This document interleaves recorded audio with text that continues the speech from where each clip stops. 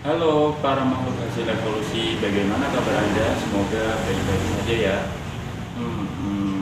Akhir-akhir ini kita seringkali mendengar berita tentang terdaparnya paus ke pesisir pantai. Satwa yang didapuk sebagai satwa air terbesar yang masih hidup di dunia ini seringkali diburu daging, bahkan muntahannya yang memiliki nilai yang cukup tinggi. Sama seperti lumba-lumba, kawan kita satu ini termasuk mamalia yang hidup di air. Mereka hewan yang menggunakan paru-paru sebagai alat pernafasannya, sehingga sesekali mereka muncul ke permukaan air, tak lain hanya untuk mengambil oksigen. Tapi pernahkah sih kalian terbesit pikiran, kenapa ya hewan-hewan yang bernafas dengan paru-paru itu yang notabene merupakan hewan darat ada yang hidup di dalam perairan seperti paus dan lumba-lumba, padahal sepertinya ini cukup merugikan bagi mereka karena harus naik ke permukaan untuk mengambil oksigen. Apakah ini hasil evolusi dan mungkinkah ini suatu kemunduran dalam sebuah evolusi? Mari kita kaji bersama-sama. Nah, seperti yang kita ketahui, mekanisme evolusi hewan di darat secara umum yaitu dari hewan air, yaitu Pisces, menjadi hewan yang hewan darat seperti reptil hingga mamalia. Nah, menariknya ada evolusi yang terbalik, yakni dari mamalia kemudian menjadi hewan air.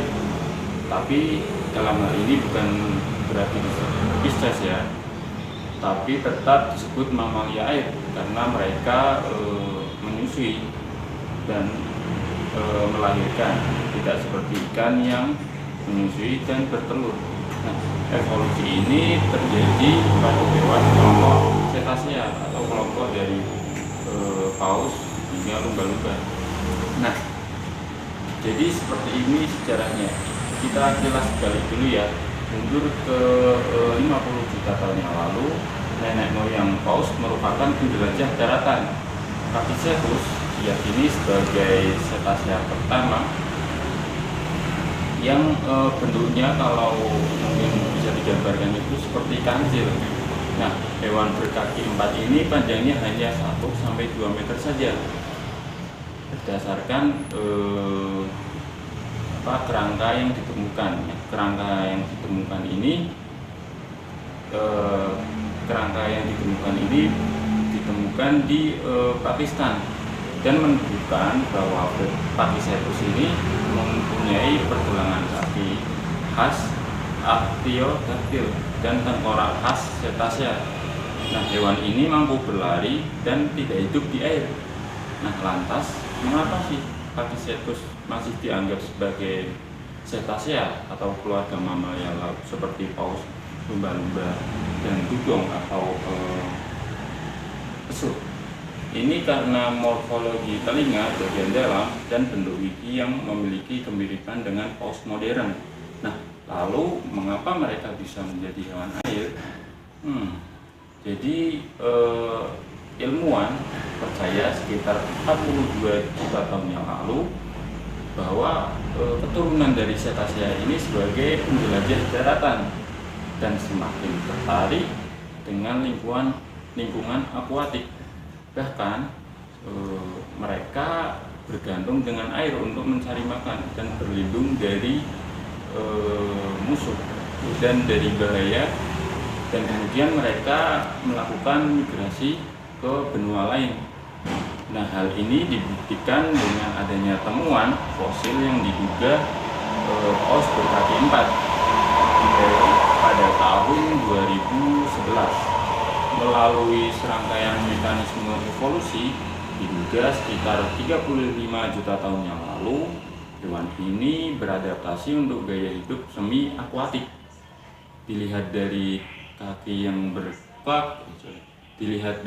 yang berkuku serta bentuk kakinya yang menunjukkan bahwa ia mampu berjalan di darat dan menahan beban tubuhnya, itu menjadikan hewan ini termasuk apa, berevolusi ke dalam berevolusi menjadi kelompok cetacea. Nah, selain itu ekornya yang kuat dan kakinya yang berselaput ini menunjukkan lagi bahwa ia berenang yang tangguh. Nah, singkatnya dalam kurun waktu 5 juta tahun spesies paus semakin terdiversifikasi. Hal ini diperkirakan karena perubahan ekologi yang cepat di lautan, sehingga perlahan bertransformasi menjadi paus modern, walau ukurannya ini tidak sebesar ukuran paus modern sekarang. Lalu bagaimana mereka berubah menjadi ukuran raksasa? Jadi kira-kira 45 juta tahun yang lalu ini paus berubah menjadi raksasa. Hal ini dipengaruhi oleh pendinginan iklim dan pembentukan lapisan es besar di belahan bumi bagian utara. Nah, paus yang paling gemuk memiliki cadangan makanan yang lebih banyak dan bisa menempuh perjalanan jauh, sehingga terjadi mekanisme seleksi alam bahwa paus berukuran kecil tidak mampu bertahan hidup terhadap perubahan iklim dan lingkungan yang terjadi pada saat itu. Nah, selain itu banyak keuntungan yang didapat pada saat itu banyak keuntungan yang didapat dengan menjadi hewan yang berukuran besar. Hewan yang berukuran raksasa cenderung berada di puncak rantai makanan dan tidak rentan terhadap predator. On other side, mereka lebih berisiko punah jika terjadi perubahan lingkungan atau krisis. Jadi dapat dikatakan evolusi itu bukan soal untung rugi, evolusi itu soal survive. Walau paus dan lumba-lumba menggunakan paru-paru untuk hidup di dalam air, selama mereka masih bisa bertahan hidup dan menghasilkan keturunan, ya proses evolusi mereka memang begitu. Jadi dapat disimpulkan paus ini juga merupakan kerabat dari hewan mamalia darat juga loh. Nah, mereka berasal dari darat sama seperti mamalia lain, dan ini terjadi berjuta-juta tahun yang lalu hingga menjadi paus modern seperti sekarang ini. Nah, jadi itulah kilasan dari evolusi makhluk terbesar yang hidup di dunia ini.